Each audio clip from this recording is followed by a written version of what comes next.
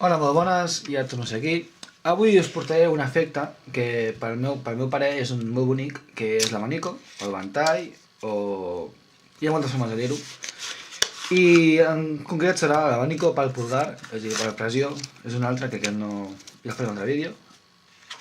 Que consisteix en agafar una baralla que ha de ser nova i les mans, si les teniu una mica humides o el que sigui, això que ho posaràs amb el tapete, amb la samarreta, perquè és important que les mans estiguin seques, sense suor, perquè les cartes si no s'enganxen i no rellisquen. Una altra cosa important també ha de ser que la baralla ha de ser nova o seminova i està encara encerada, perquè si no, no rellisca. I on les agafes, i aquest serà l'efecte, es pot ser més gran també, espera, pues així, si no es veu. L'efecte seria aquest, ¿vale? Trobes i et queden les cartes així, tot. És un efecte bastant bonic, que és molt fàcil de fer.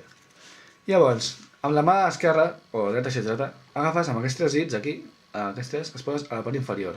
I aquest el pots posar aquí o no posar-lo. El dit gros ha d'encaixar amb aquest dit, és a dir, a sota les cartes ha de ser així. I aquest punt serà el punt de gir del ventall. Llavors, agafes els tres dits així, ¿vale?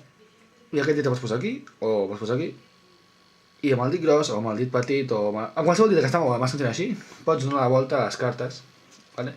I llavors, això és l'efecte. Llavors, a mesura que pots practicar, pots fer el ventall des de més enrere, és a dir, així, ¿vale? El pots fer més endavant, el pots fer des d'aquí, el pots fer més petit, és a dir, posant l'orella així, fent-lo més petit així, des del mig, és a dir.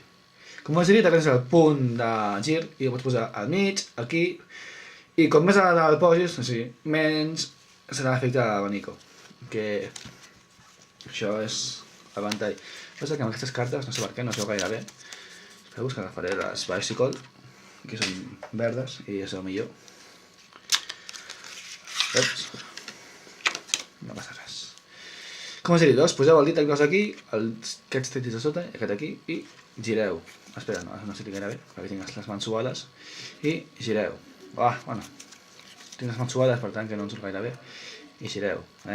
No surt, m'acaba de sortir. És a dir, que és important que les mans no estiguin suades i com que vosaltres us sortirà molt bé, ¿vale? Practiqueu i em direu com està millor. ¿Vale? Vinga, ens veiem al pròxim vídeo. Sí, doneu like i me gusta si us ha agradat i si no, pues em digueu què no us ha agradat i crítica constructiva tota la vida.